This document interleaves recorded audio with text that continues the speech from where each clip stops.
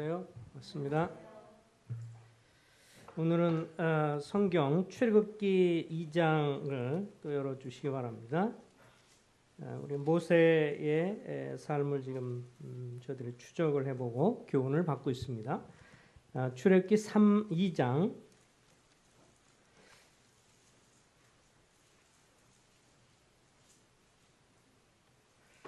2장 11절에 11절부터 15절까지 형제님들이 자매님들이 서로 교독을 좀 해보겠습니다. 2장 11절에서 15절입니다. 형제님들이 먼저 읽습니다. 시작. 모세가 아창사온에 한 번은 자기 형제들에게 나가서 그들이 고되게 노동하는 것을 보더니 어떤 애굽 사람이 한 히브리 사람 곧 자기 형제를 치는 것을 본지라.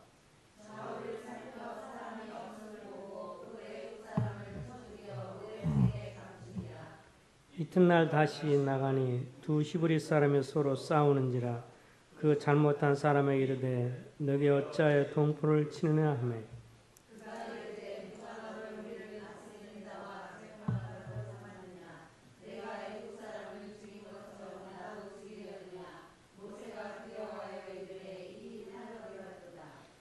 바로가 이 일을 듣고 모세를 죽이고자 하여 찾는지라. 모세가 바로의 낯을 피하여 미디안 땅에 머물며 하루는 우물 곁에 앉았더라. 7장 그 사도행전 7장에 있는 말씀을 좀 읽어드릴게요. 사도행전 7장에 보면 거의 이제 같은 내용인데 7장 29절에 그 여기에 보면 이제 그 7장에 스데반이 이제 설교를 하면서 쭉 그 이스라엘의 족장들과 역사를 이야기를 하면서 이렇게 이야기를 합니다. 29절에 보면 모세가 이 말 때문에 도주하여 미디안 땅에서 나그네 되어 거기서 아들 둘을 낳으니라. 40년이 참해. 그래서 이 사건 이후에 애굽 사람을 치고 나서 도망가서 모세가 이제 미디안 광야로 도망을 가서 그곳에서 40년간을 살았다고 성경은 이야기를 하고 있습니다. 그러니까 이 40년간의 기록에 있어서 많은 언급이 사실 성경에 나와 있지 않습니다. 그러니까 그 미디안 땅으로 도망을 가서 거기서 십보라를 만나게 되고 그러면서 아들 둘을 낳으면서 이제 거기서 40년을 살았더라. 그러고 40년째 되매 이제 거기서 떨기나무에서 출애굽기 3장에 하면 떨기나무에서 이제 주님을 만나게 되는 그런 장면이 나오게 되죠. 그래서 오늘 그 잠시 이렇게 이것을 좀 보면서 미디안 광야 이 모세의 그 광야 생활 경험에 대해서 모세의 광야 생활 경험에 대해서 같이 한번 교훈을 살펴보려고 합니다. 이제 모세 전도자 묻이라는 사람이 이 모세 생애를 이렇게 셋으로 나누면서 아주 지혜롭게 잘 표현을 했어요. 모세는 자신이 대단한 인물이라고 생각하면서 첫 40년을 보냈다. 어디서요? 애굽 땅에서. 그리고 나중에 자신은 아무것도 아니구나라는 것을 배우면서 두 번째 40년을 어디서 보내요? 미디안 광야에서 보내게 되고 이제 하나님은 아무것도 아닌 사람을 쓰실 수 있구나를 발견하면서 나머지 40년을 보냈다. 그래서 이 모세는 40년, 40년, 40년 이렇게 나눠지는 것을 보게 됩니다. 어쨌든 우리가 읽었던 본문처럼 이 모세가 이제 광야로 도피를 하게 됐죠.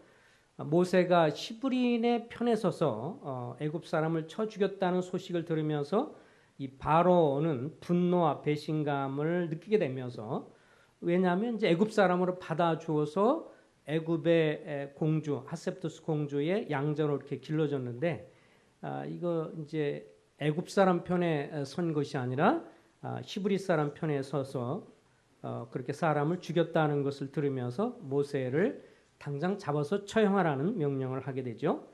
그래서 이제 그렇지만 이제 이 소식을 듣고 분노의 소식을 듣고 나서 아마 이제 시종들이 전해줬겠죠. 모세는 급하게 궁궐을 빠져나와서 이제 말을 탔는지 뭐를 탔는지 모르지만 어쨌든 급히 그때부터 도망을 하게 되어지죠.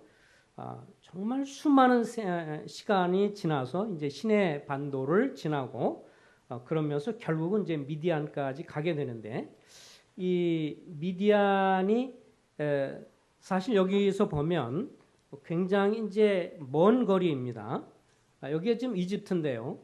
이집트에서 이 바람 광야를 거쳐서 에돔 지역으로 해서 도망을 가서 미디안 땅으로 이제 들어오게 되는 것입니다. 미디안의 광야의 모습입니다. 미디안 광야의 모습이고 황량한 이 미디안 광야의 모습입니다. 이렇게 긴 거리를 도망을 가면서 언제 또 애굽 군사들에 의해서 잡힐지 모른다고 하는 두려움, 공포, 그리고 자기가 뭔가 이스라엘 백성들을 이렇게 도와서 뭔가 하나님의 일을 하겠다고 하는 것에 대한 실패감, 이런 것 때문에 굉장히 큰 마음의 어려움을 갖게 되지요.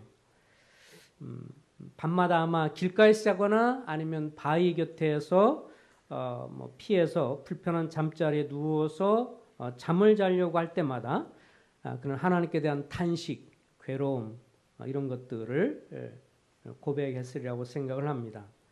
그래서 결국 그 긴 기간을 도망을 가서 결국은 오늘날 아까 말한 것처럼 이 땅을 들어오게 되지요.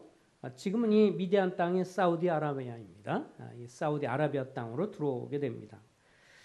그리고 혹시 모를 이 애굽 사람의 추적을 피해서 애굽의 광야로 더 깊이, 미디안 광야로 더 깊이 들어가서 나중에 보면 광야 생활에 대해서 굉장히 일가견이 있었던 것을 보게 되죠. 왜냐하면 거기서 오랜 세월을 살았기 때문에. 근데 이제 이 광야라고 하는 것은 실제적으로 땅일 뿐만 아니라 광야 땅일 뿐만 아니라 또 영적으로도 황폐하고 공허하고 어려운 땅이 되기도 합니다. 어찌 보면 모세는 이제 40년 동안 애굽에서 엄청난 교육과 이런 것을 통해서 뭔가 주님의 일을 하겠다라고 했었는데 육신적인 방법을 통해서 주님의 일을 하려고 하다가 결국은 도망을 가게 되고 그러면서 어찌 보면 긴 어둠의 터널 속으로 깊이 더 들어가게 되고 그런 시간이 됐던 것을 보게 됩니다. 뭐 광야는 우리가 잘 아는 것처럼 광야는 정말 힘든 땅이니까 광야는 험난한 바위도 있고 그리고 끝없이 쌓인 모래 언덕도 있고 그리고 낮에는 무더위가 그리고 밤에는 추위가 오는 것이고 낮과 밤의 기온차가 굉장히 심한 곳이고 그리고 밤에는 이제 짐승들 소리가 들리는 곳이라고 성경은 말하고 있습니다. 우리가 문자적으로 오늘날 광야 생활을 하는 것은 아니지만 영적인 의미에서 우리도 종종 여러분이나 저는 가끔씩 광야 생활을 한 경험들을 가지고 있습니다. 광야는 정말 메마르고 황량하고 황폐하고 그런 것이죠. 우리가 영적으로 그런 광야 생활을 할 수가 있는 것을 보게 됩니다. 어찌 보면 오늘날 주변의 사람들은 많지만 그 가운데 친밀한 교제권이 없기 때문에 외로움을 느끼는 그런 경우가 있을 수 있고요. 또 신앙생활을 하면서 사람들에게 상처를 받았기 때문에 상처로 인해서 마음이 위축이 되고 기쁨이 사라지고 마음에 어려움을 당하는 그런 광야 생활이 될 수 있습니다. 그리고 나름대로 주님을 위해서 봉사를 했지만 열매가 나타나지 않는 것 같고 그럼으로 인해서 실망감에 빠지는 그런 일을 겪을 수가 있습니다. 저도 개인적으로 과거에 한 2년 정도 이렇게 시간 지나면서 그런 사역의 경험 속에서 잘 되지 않음으로 인해서 또 그런 일로 인해서 상처도 있고 어려움을 당하면서 마치 광야를 걷는 것처럼 그런 힘들고 어려운 시간을 보내는 경험이 있습니다. 어쨌든 모세를 개인적으로 생각해 보면 하나님을 섬긴다고 했지만 그래서 주님이 자기가 일하는 방식으로 애굽 사람과 이스라엘 사람이 싸울 때 그것을 이제 이스라엘 사람 편을 들어서 그 학대당하는 이스라엘 사람을 생각해서 학대하는 이제 애굽 사람을 쳤는데 또 그것이 이제 죽게 되었고 그로 인해서 이제 도망을 가게 되는데 그 사건을 통해서 모세는 성경에 나와 있는 것처럼 자기를 통해서 하나님이 일하시고 있다라고 하는 것을 이스라엘 백성들이 느끼길 원했는데 전혀 이스라엘 백성들은 알아주지 않았죠. 그 다음날 또 싸움 있는 걸 보고 이스라엘 사람끼리 싸우니까 왜 싸우느냐? 동족끼리 이러니까 어제 애굽 사람 죽인 것처럼 오늘도 우리를 그렇게 하겠느냐? 자기의 어떤 이 마음, 주님을 섬기려는 선한 동기, 이스라엘 동족을 도우려는 선한 동기를 전혀 알아주지 않는 그런 이스라엘 백성들을 향한 원망의 마음. 그리고 그런 선한 동기를 알면서까지 결국 자기의 도모가 실패하도록 허락하신 하나님에 대한 실망감. 아마 이것이 이 모세에게는 가장 힘든 세월이었을 거라고 생각을 합니다.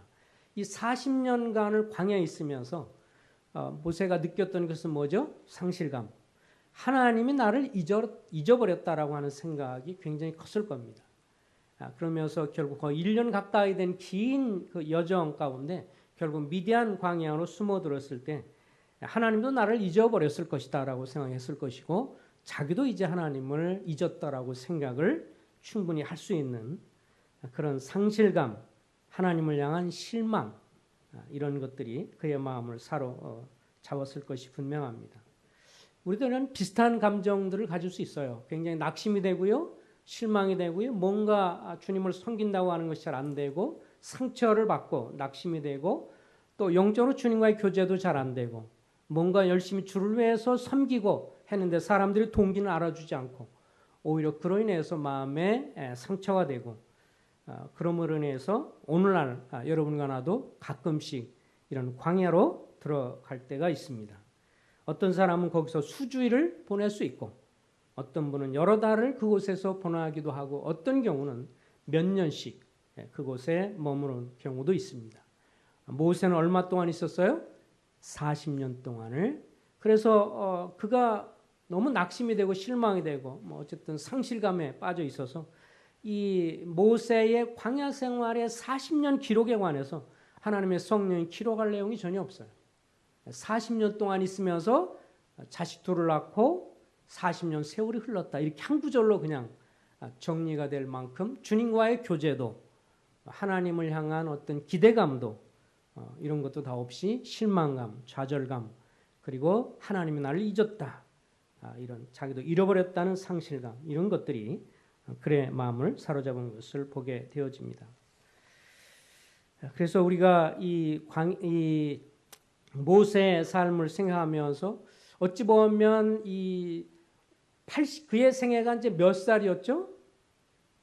모세가 전체 삶은 대략 어느 정도 됐습니까?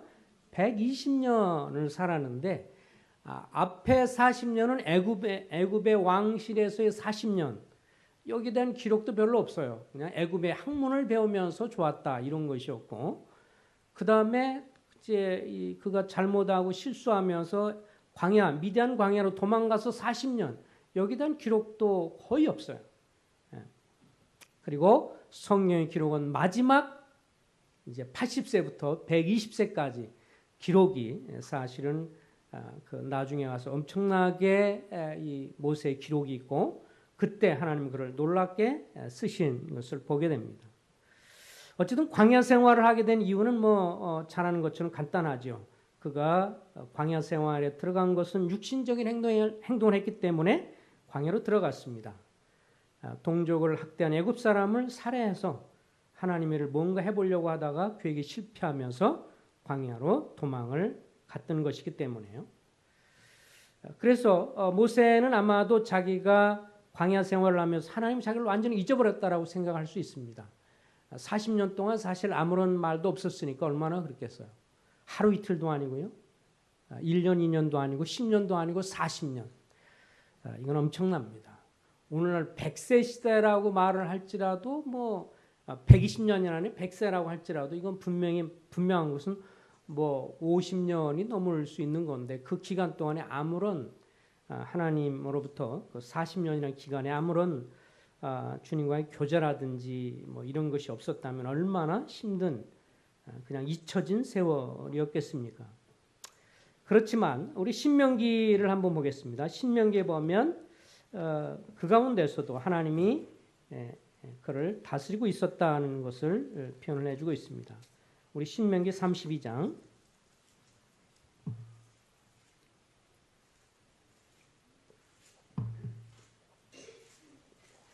10절에서 12절까지 10절에서 12절을 10절은 형제님들이 11절은 자매님들이 12절은 다 같이 읽겠습니다. 시작. 여호와께서 그를 황무지에서 짐승이 부르짖는 광야에서 만나시고 호위하시며 보호하시며 자기의 눈동자같이 지키셨도다.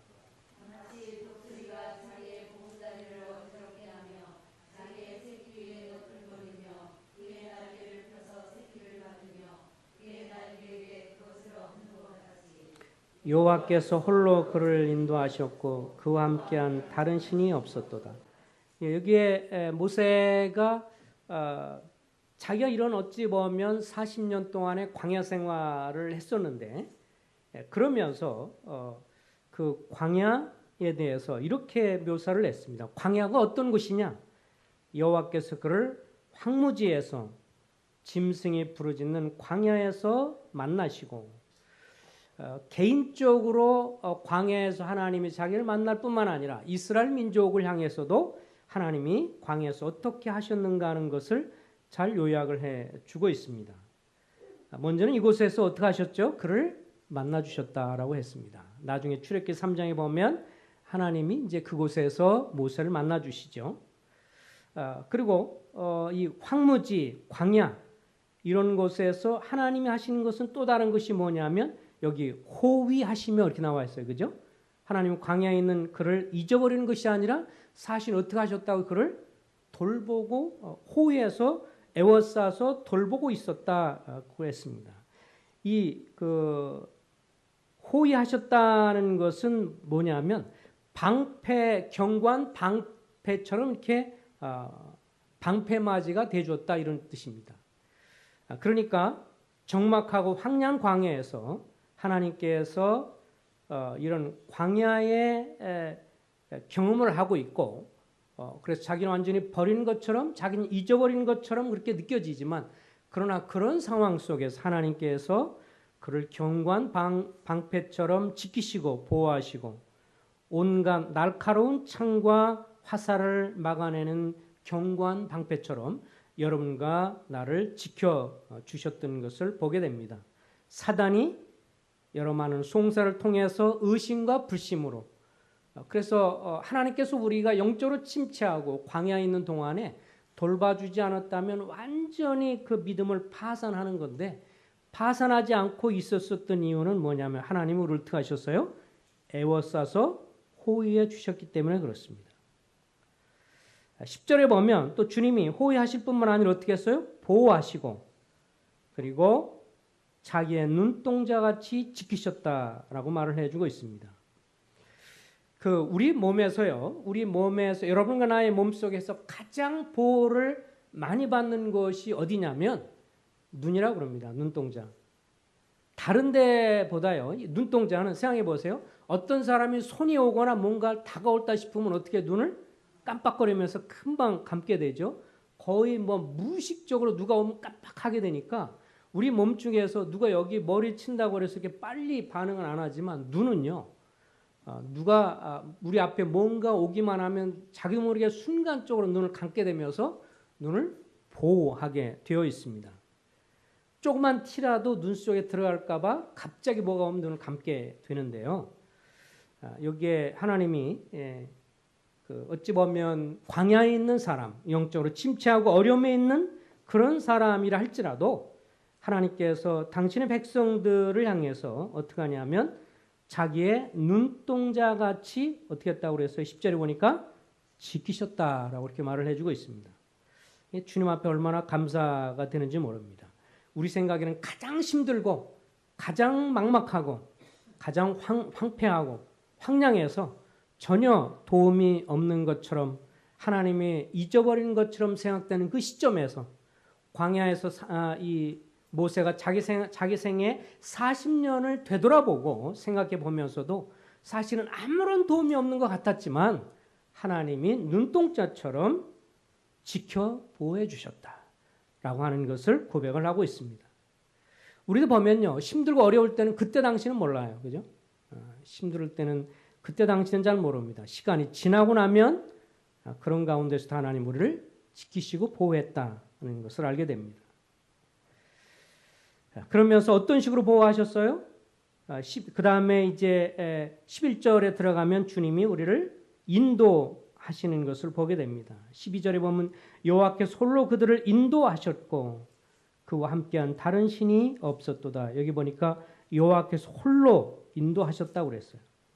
근데 어떤 식으로 인도했냐면 11절에 마치 독수리가 자기의 보금자리를 어지럽게 하며 자기의 새끼 위에 너풀거리며 그의 날개를 펴서 새끼를 받으며 그의 날개 위에 그것을 엎는 것 같이 그렇게 그래서 이 독수리들이 자기 새끼를 보듬으며 품으며 날개 기사에 그를 넣어서 그러면서 인도하고 보호하면서 인도하셨다고 이렇게 말씀을 해 주고 있습니다.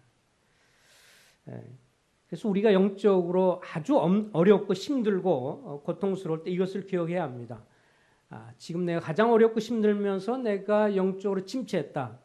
광야 생활을 하는 것 같다. 황무지에 있는 것 같다. 그럴지라도 하나님은 어떻게 하세요? 호위하시고 에워싸시고 보호해 주시고 그 다음에 눈동자처럼 보호하시고 그런 가운데 독수리가 날개를 펴서 새끼를 받으면서 그렇게 인도하는 것처럼 그렇게 인도해 주신다고 성경은 말을 해 주고 있습니다. 여호와께서 홀로 그들을 인도하셨고 그와 함께한 다른 신이 없었도다.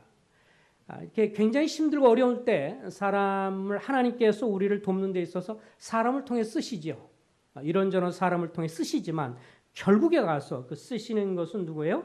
하나님께서 사람을 통해서 일하시고 그래서 일하시는 것은 누굽니까? 하나님이시기 때문에 여호와께서 홀로 그를 인도하셨고 그와 함께한 다른 신이 없었도다. 근데 하나님께서 이렇게 이스라엘 백성들도 나중에 보면 광야 생활을 했죠. 그들의 불순종 때문에 40년 광야 생활을 했지만 모세도 광야 생활을 한 40년 하게 되면서 이런 광야 생활 여러분과 나도 크든 작든 우리가 뭔가 잘못하거나 문제가 있거나 육신적으로 행하면 우리에게 영적으로 침체가 있고 어려움이 되면서 광야 생활을 하게 됩니다. 이런 광야 생활을 왜 통과하게 하시는가? 신명기 8장을 한번 열어주시기 바랍니다. 신명기 8장에 하나님 우리를 이렇게 광야 생활을 하게 하시는 이유를 이렇게 기록을 하고 있습니다.